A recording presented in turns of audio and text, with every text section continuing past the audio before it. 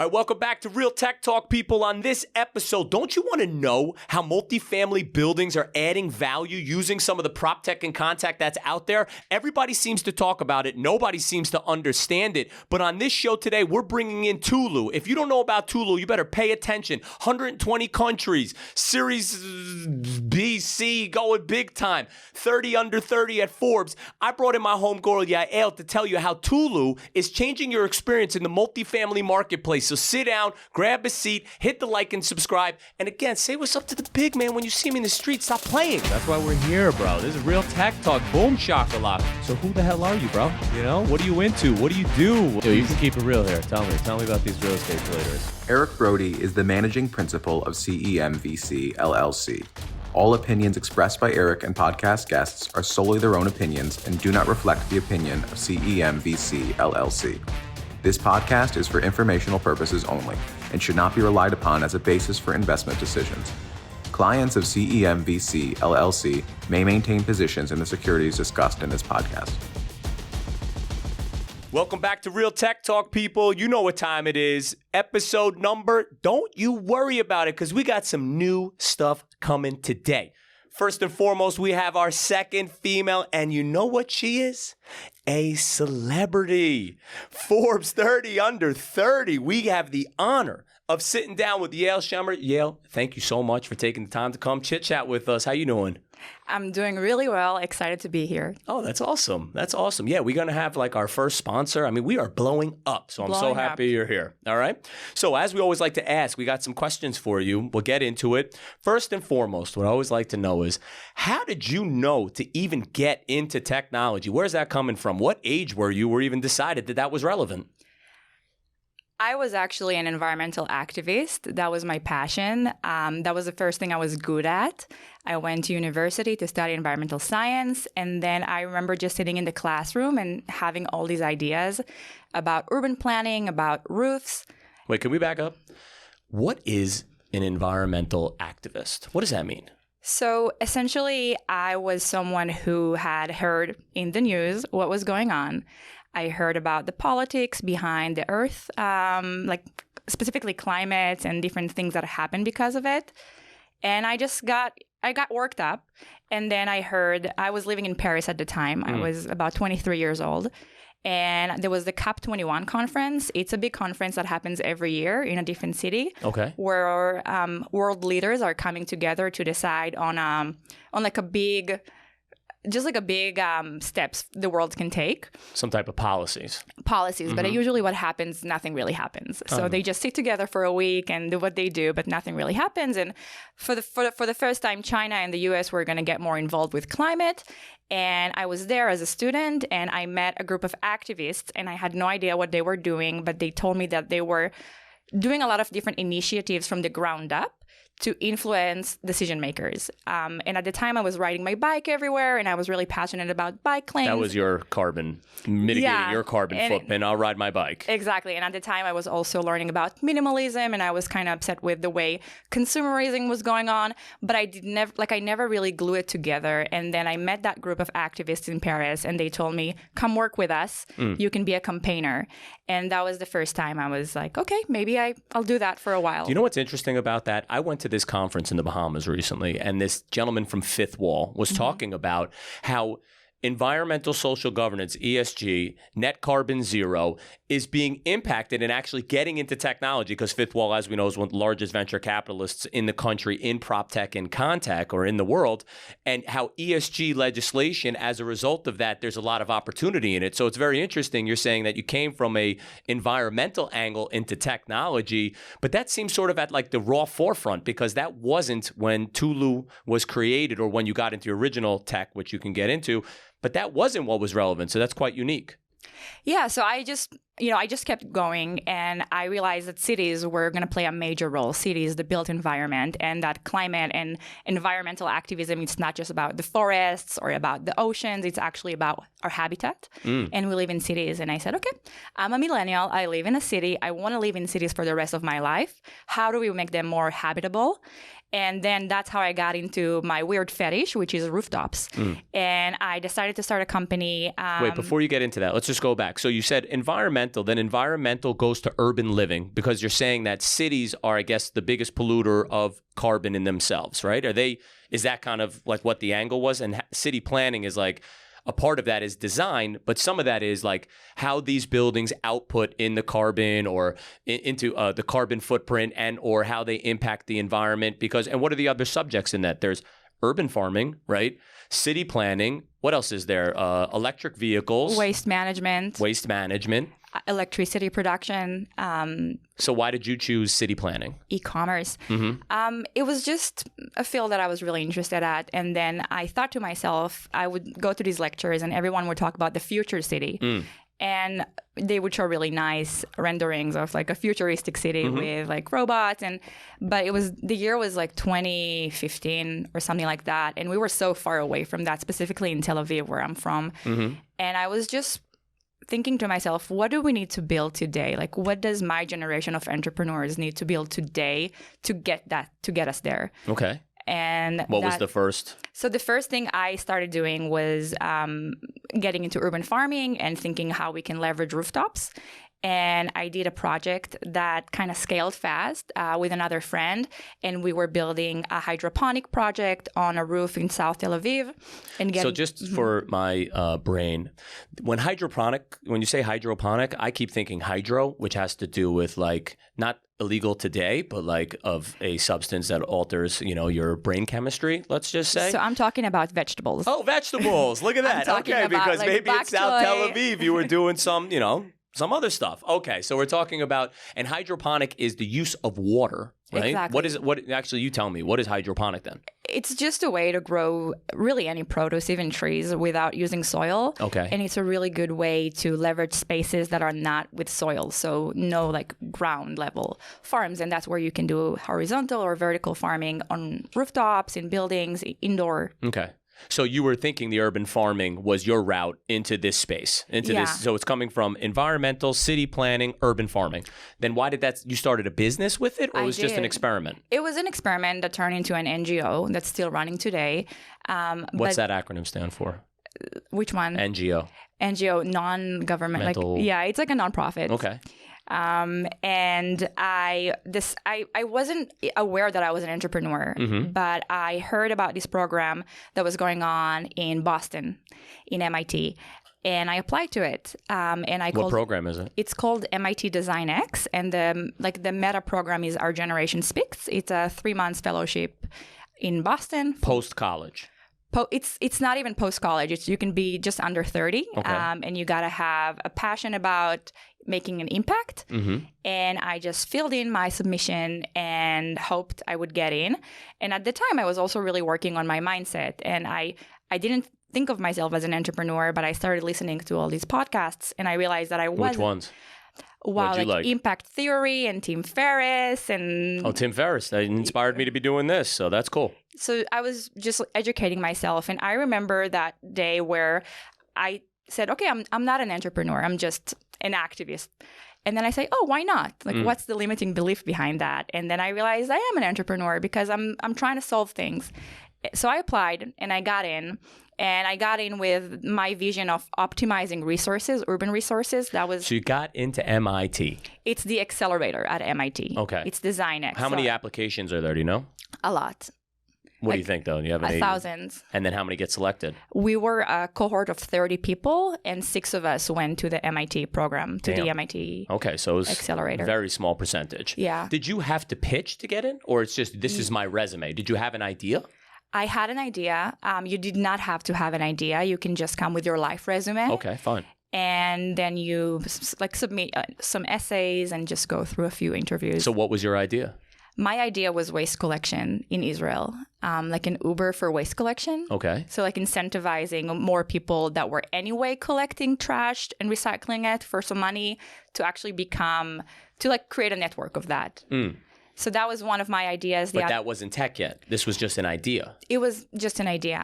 And I think my approach is like an idea needs to be developed to know what technology needs to be built. I'm not a professional in tech. I build stuff and then I use tech to make them happen. Well, I think that that's fascinating because I feel like real estate, which is what we're tying this to, and property technology thinks that technology is the solution in itself. That poof, it's already going to work. A robot's going to build the building, or I hit this button and it works.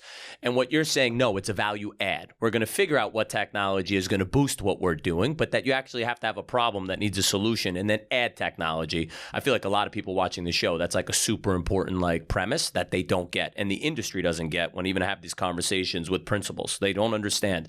They think, I just hit the button and now it all of a sudden works. It's like, no, what's your problem that tech can solve? So the problem you identified was waste management. You file out this application, you get approved, boom, then what? I go there, and then I meet my co-founder, Ishai, who's an architect by profession, went to the Army, highly technological. And I raised a question in one of the classrooms we were in about the future city and about leveraging spaces in buildings because I was into roofs. And then after class, he kind of sent me a note and said, let's talk. And then he told me he came into the program with a similar idea of leveraging spaces in buildings. And really that was the initial relationship around that really specific motivation we both had. We knew we wanted to do something in the built environment, specifically in buildings, and we knew we wanted to tap into the potential in buildings. So it was a asset itself. It's not how you create the asset. It's all right. So in the already existing built environment, okay, was that the germination of Tulu, or was that that wasn't an actual business yet? That was just the ideation phase. Mm-hmm. So then what? So how did you flush that out? And then tell me what Tulu is today. Yeah, we flashed it out for like about 2.5 months. We were just working around the clock, meeting different people from different industries. So architects, management companies. We, for one point, thought we were going to be a management app. For the other, we thought we were going to do like a placemaking thing. So what problems do you think you identified? I know you're saying we were thinking we were going to be this, but what did you see? What were the problems you saw in the real estate industry? The prompt was that there's many buildings, and it's the most common way of living at the moment, and there hasn't been much innovation in the way space is being allocated. And the innovation at the time when we met was 2018. There was a lot of new wave of co-living, but that was so exclusive and so niche at the time. So we said, what add-ons can we make for existing buildings? And that was the prompt, and we were just thinking around the clock. So you didn't know. We did not know. But you knew sort of what to attack. We knew what to attack, and we knew it was there. Like we were just, I can't explain the feeling. It was like we showed up every single day, and we said, it's going to come to us. Was this at the program still? That was at the program. We're in Boston. We, both had quit our jobs. We were going to do it. And I think that was also a commitment. Like we were not going to go back home without an idea.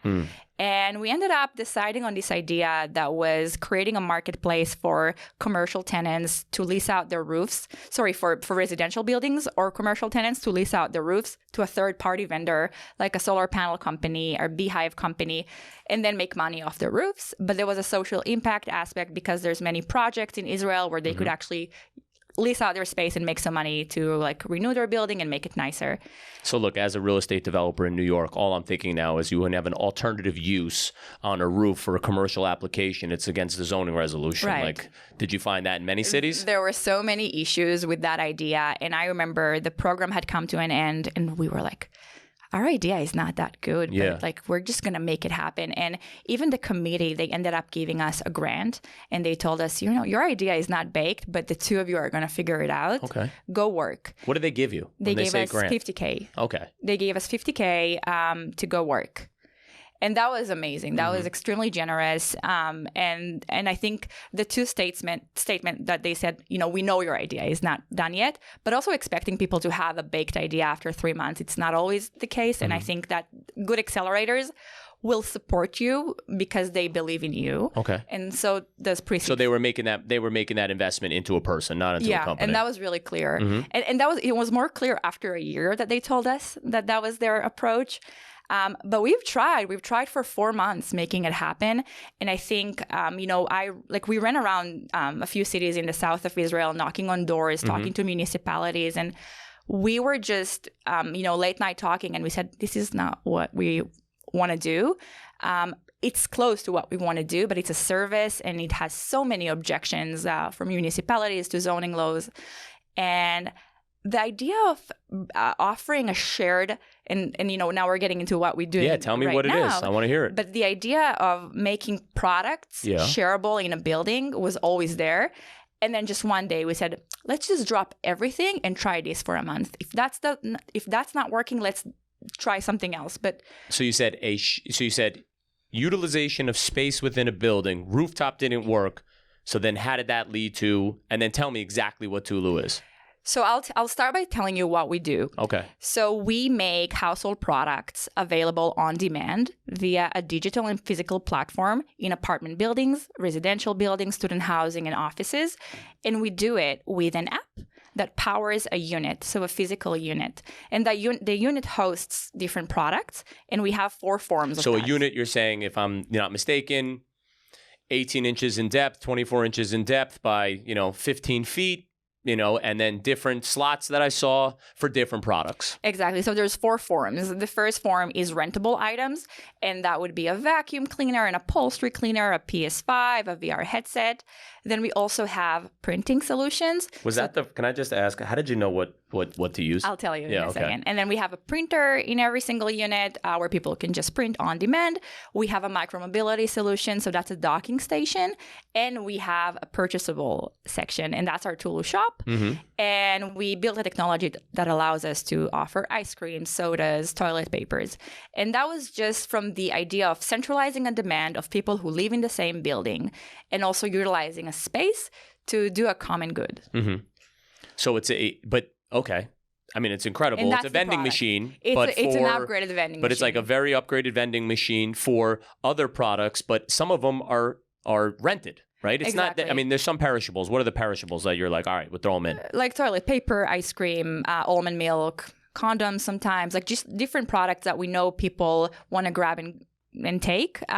It's not like you're going to your grocery store. But yeah, like our best sellers are Ben & Jerry ice cream, Van Leeuwen ice cream, Can we talk about that? Sometimes we think about technology as like this, like super, advanced, like that is to me is like, it was there. You had a vending machine, right? You went to get snacks and you're like, oh, what about if we do that for products that we all use, but maybe we don't need them all the time, right? Like, what are some of like the more expensive products that you're like, yeah, not everyone needs to own one, but everyone will rent one? Yeah. So at the beginning we said, folding tables, washer and dryer, because in Israel there's not like really a big solution for that. Scooters, a printer. And then we said, okay, but what else? And then every time we would launch a building, we would send a survey. And we had products like a pasta maker, sewing machine, different stuff. And we also saw that there was always a gap between what people said they were going to use versus what they actually used. So now, 4 years into the product, we know what people are using. We know our best sellers. And these are usually the cleaning category. People use all our cleaning products, micromobility, scooters, electric bicycles, the printer, and then some novelty items. So PS5. So you collect consoles. The data. Yeah, we are data driven, as cliche as it might sound, and we're data driven on 2 fronts. When we speak to a new developer or a new landlord, we would then insert the demographic, the location of the building type, so students, Gen Z. So let me ask you though, why can't they do it themselves? Like, why are they working with you? What was the benefit to them? That was one of the first things people asked us, and I think that landlords don't want the headache. And we think that, we've tried just putting a vacuum, a chair, and a few products in a room and hoping people would use. It does require product work. It requires a brand. It requires technology. As it can be basic, ours is much more complex, that uses real-time marketing. It tells you, hey, Eric, it's Tuesday again. You haven't cleaned your house yet. So it uses all these tools. So it's an app that they've downloaded. Yeah. And that's how you interface with them about it, right? Exactly. They're hitting a home screen so there's a Tulu app that they're downloading to use your product. Exactly. You get the app, you get your favorite products, you get lookalikes, you just get different stuff that will then incentivize you to keep using our service. And this is a new type of economy. It's the usage economy. And I don't think, I know landlords are trying it. I know they've tried it, and I know they now work with us. Well, let me tell you the facts. I'm a landlord. Let me tell you right now, I don't want to deal with any of this shit. Yeah. But I know that my consumer would. So what are the benefits that you're finding when these landlords are coming to you and now they've used it and they're like, of course, re-up? Yeah, so actually we do zero marketing, and I think that's the first thing. And we are in nearly 200 buildings. There's a really strong word of mouth from landlords, but also from residents who had Tulu in a previous building, and now they're moving to a new building, and they would like CC me or my co-founder in a management email, say, hey, these guys have a product that we had in our previous building. Can you get it into our building? I think the benefits are, it goes into the macro level. I think ever since COVID, a building in a city is not just four walls. Like, people need convenience. People need to feel like their building does give them added value. And a bowling court, like in your building, it's great. But services that look into even inflation these days, what services can make my life more affordable? Sure. And also high-end products, so a Dyson vacuum cleaner or upholstery cleaner, different products that are more pricey. When you're a young person or even an older person and you move into a city, and people move every 2 years to a new location, it's pricey. And also people have a small apartment. So we see leasing tours stop by the Tulu unit as their first stop because people get it right away. So I would say the benefits are beyond offering your residents a great experience. It's actually solving problems for them. No, I think it's genius, right? And some of the things we always say is like KISS, keep it simple, stupid. Like, that's a simple, solution to something that I agree. I think that if we believe that multifamily, residential, or commercial or whatever is going towards a branded experience, that's something that I think is somewhat branded. My building had this, right? But what's the model? What's the business model, right? Because you manufacture these closets and you want them to be, right? You're a city planner and you want it to be, when you're filling an empty space. So I assume it's not cheap, right? You have to put in all this. And just correct me if I'm wrong, because I am curious about the model. Is everything IoT'd? Are you connecting your products to the internet to get information about them? Not all our products, but some of our products. So that's because the manufacturer created that, or you are like slipping something into it? So at the moment, it's mostly what the manufacturer created. Our units are IoT based, so if a product was back, etc. And we also have brand partnerships. So for example, we work with Bosch and a few other brands, and they hone into the products that they offer us to learn more from consumer insights. I was just thinking about that. If you can actually lower costs by getting all of them to like constantly even want it, you probably can reduce your cost to like basically zero, except buying the products like Q-tips or whatever else you're selling. Yeah. So what is the model? Like, how does it work? You give me like the business plan. Yeah, the business plan is we meet a new developer or a new building, and then we look at the demographic, we look at the building size, and then we render a curation that's going to succeed most. We usually go into buildings that are 200, 300, and up to 1,000 units. Mm-hmm. We have some even bigger buildings than that worldwide. We're actually active in 22 cities. And then That's wild. Where? Wow. Okay. So we have New York, London, Amsterdam, Barcelona, Berlin, Copenhagen, and then Liverpool, Manchester, Utrecht, Rotterdam. So wait, how did it jump? You said we don't do any marketing. How did it jump like that? So the way, and then get back to the business plan. I know I bounce around. My bad. But how did it get to it? We have a global customer base. Mm-hmm. So when we work with our great partners like Greystar or Brookfield or Invesco, they have buildings worldwide. Okay, that's how. So the principals got you to another place, and then the next, and then that's like kind of the effect. Yeah, and I think when you build a business and you really, really care about your customer base, you'll go global, even if your investors tell you it's a bad idea. Okay, so the business plan. You go to the developer, you say, we have this product, you render what you're going to do. Fine, but they haven't, who's paying? Yeah, so a few sides are actually paying, and then a few sides are getting benefits from it. So the landlord is paying us a service fee, a monthly service fee. Right, and that's for the maintenance. You got to come in, you got to fix this stuff, right? It's working. They're actually leasing the products from us, and then they're paying us a service fee for customer service, for smart marketing, and just like zero worries on their end. And then the residents are paying us somewhere around $2 for 30 minutes for using the products that are hourly based. But if we have an air mattress or a suitcase or products like that, it's a pass for the day. And then the landlord gets to enjoy from a cut from the revenue. Okay, so you get sort of two revenue streams to cover it. Exactly. And, overall, I don't need to know, but so far, has it been profitable? Is it, because everyone's talking about every tech company now in PropTech and in tech in general has to be profitable, focus on profitability. Yeah. I like that, actually. From day one, we wanted to build a model that makes sense and that has unit economics. every building we do ends up being profitable. It has a unit economic. As a company, we're currently not profitable. That was not our focus. We will be there just because, we have an R&D and we have expansion plans. But every single building we end up launching, and that's why we choose our customers, is eventually becomes profitable. Wow. And obviously you went out and you did venture capital, right? That's who backed you. It wasn't real estate. It was some real estate, but the majority of our investors are VCs. And what round are you guys at today? Are you not a seed? I mean, if you're in 30 countries and this many, I can't imagine you're we raised nearly $30 million. In how many rounds is it? In a few rounds. We had a pre-seed, seed, A, and post-A. And this is 2018 to today? Yeah. Or 2019? We started February 2019. So now, how did the Rona affect the business? In the macro level, we started seeing all these new digital services emerging, a lot of on-demand services for groceries, deliveries. And then for Tulu, we moved to New York, and then everything went super well. Landlords were really receptive to this service. They trusted it, even if it was really rough and dirty at the beginning, but they just trusted it. And then Corona started, and we kind of slowed down for a little bit, but then we actually saw two things. We saw that landlords were hurrying up to get more amenities, and that was really nice to see. They're like, okay, what else am I going to offer the people who ended up staying in New York or in big cities? Because you did see people also leaving, and the people who stayed ended up using our service much more. So I have this problem, and this is the problem that I see. So I'm a technologist, and I'm an early adopter. I'm certainly not a technologist, and nor am I a visionary.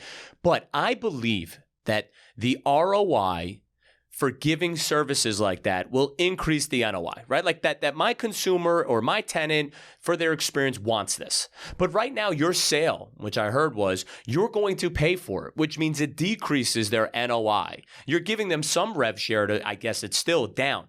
But how did you get the landlord to overcome that by providing this, it's actually a benefit to them, even if they can't see it on their bottom line? And I just want you to know, I believe that it will be an NOI generator. You just can't see it immediately. And landlords are just so rigid. So how do you overcome that? Like, what's their leap of faith? Like, how are you getting past it costs me money? That's a good question. I think we say up front, this is not a revenue generator, but this is something that's going to elevate your resident experience so bad that you're going to want to put it in all your buildings. And we just show how within a few months, 80% of the building ends up downloading our app. We show that about, almost 50% of the building will end up using their service a few times a month. We show quotes and testimonials, and we let the numbers speak for themselves. And well, no, the numbers don't speak yet. The numbers of people who adopt the service. So I agree with you, right? So I think that's super important because you're talking about ESG, you're talking about city planning and why you got into this business. So what you're stating is the value's there because the consumer's experience with your building will be a positive experience. There will be a benefit that goes beyond, and they'll want to pay maybe, right? It's like, I bet you one day that value turns into capital, right? And into revenue, but you don't know yet. And that's what I think is the biggest hurdle within the industry is don't you think how much doper would it be if I could go downstairs and I can get the vacuum? I don't have to spend the $800-900. It costs me $2, takes me 10 minutes. I like this building better. That convenience is relevant, right? But it's hard to, they have the problem. Everyone is older and doesn't want to change. Yeah, we're really happy with the adoption we get from landlords, and I think that you'd be surprised on the open-mindedness we at least see. Of course, people care about not losing money, and of course, people care about the bottom line. And eventually, with Tulu, they're not losing money. Usually, they end up making back the investment that they make. So that was really important for us to make everyone get a stake at it continuously. So every time you have Tulu in your building, there's something in it for you. So my point, by the way, though, is I bet it is a value and a benefit, even though they can't see it yet. And that's something to me, it's so that gives us the opportunity, or early adopters, to have an advantage in the marketplace because they don't see it yet, is my point. So now tell me, what is 30 under 30 Forbes? How did that go down? What's the story there? You're like a celebrity now, no? Certainly not a celebrity, but that was such a nice recognition. One of my buddies ended up submitting my application, and it happened. That's amazing. I mean, congratulations. Thank you. So now what we always like to ask in these interviews is, since you're in this, entrepreneurial business, this, rough business, got to show the money, and all, and then with what's going on out there, what do you do like to stay cool? Like, what's the other side? What's something that you do to sort of the yin to your yang and stay in equilibrium? I rap. Oh, you're a rapper. Go. I dance. No. How are you gonna say that? Not do it. You're right. I like to dance. Mm-hmm. I like my friends. I like to write. I like to be alone. I think that it's if you start a company, it's the majority of, like, it's almost everything you do, if not everything you do, and that's my approach. I'm really all in. And I just you just got to stay focused and stay healthy and and take care of your body and your mind. So what I do is I just, I take long walks. I ride my bike. I spend time with friends. Nothing too fancy. It's interesting you said that this guy, Humble the Poet, this great, philosopher, sort of our, maybe your generation, not necessarily mine. He says, when you're alone and you feel when you feel alone, you're lonely, but when you're alone and you enjoy it, it's solitude. So that's pretty cool. Now, let's tie this back into what's happening today, okay? Last week was absolutely incredible. First and foremost, do you hold money in Silicon Valley Bank? Not anymore, but Not anymore. No, we got really lucky. My co-founder was extremely sharp, and we transitioned to a different bank because we've been working with a few other partners a few months ago. So But what do you think that impact is? I know what happened. You don't have to get into the macroeconomics. What is the impact on PropTech and your peers that you've seen? Because they're probably ringing you off the hook right now with what's going on with the bank, Signature, SVB. What are you seeing out there? So I'm not an expert, but I think that venture debt will come back, but I think it's going to be a shaky few months, just because tech, had its really, really successful 3 years, and then everything that happened is just showing people making not the best investments. So from my take on it, it's just going to take a few months, but I think in the macro level, I actually think everything will be fine. Wait, but what you're saying is there'll be less liquidity, so less investments or less ability to finance these technology companies. So without that sort of gas for the fire to keep it moving, some of them will fold because people will be more scrutinizing because cost of capital will have gone up and access to capital will have gone down. Unfortunately, yes. I think that when I am thinking about LPs and just different investors looking at valid businesses, they're not going to go to what they used to go to. So we might see more traditional investments happening in real estate and just different assets. Again, not an expert, but from my friend group, my founder friends, it's eventually people who are going to go into rounds are going to have to make a compelling argument. And if they have a good product and they're good founders, I think they'll succeed no matter what, even if it takes longer. Yeah, I just think it's a duration thing now. I think that people will have to stay strong and people will have to, it might take longer. Well, listen, I really appreciate you coming through, Yael, and taking the time. And it was a pleasure talking to you. Thank you, Eric. All right, you got it. All right, you heard it here. Marketplace is getting tight. SVV goes down. Signature goes down. We're looking at, I'm even in the gap financing business. I'm in the rescue capital business. How are you increasing the ROI of your building today? If everything is about the last dollar that you make, you're missing out on the biggest revolution that's out there. How do you add value to create an experience for your building that's a branded experience? It's these companies like Tulu that are out there that can do that for you, and it's not some fugazi science. We're talking about taking the old school vending machine, adding technology to it, to the things that you and I need every single day in our buildings that we don't have the money to actually spend. Do you remember when Obligo was talking about we don't have enough money, but if you can rent that and actually put it in the building and then use those things like EV, we're using vacuums or PlayStation 5, I mean, not for me, but maybe for other people. This is a technology that makes sense. So, hit me up in the streets. This is what we're talking about. This is why we're here on Real Tech Talk, because we're showing you those technologies that are changing the game. The biggest issue also that I see is how, as a old school landlord, are you going to change because it impacts your NOI? But why did the biggest companies in the universe say it's worth its value? You better pay attention to what they're saying, because if they're looking at it, and that's who you have to compete with in the long tail, you better figure out how to bring some of these technologies in. Let me tell you something. Nobody's teaching you except your boy EB. So say what's up in the streets. We go blowing up. We got new sponsors. We got banks blowing up. Where else are you supposed to be to find out the latest? Come on now.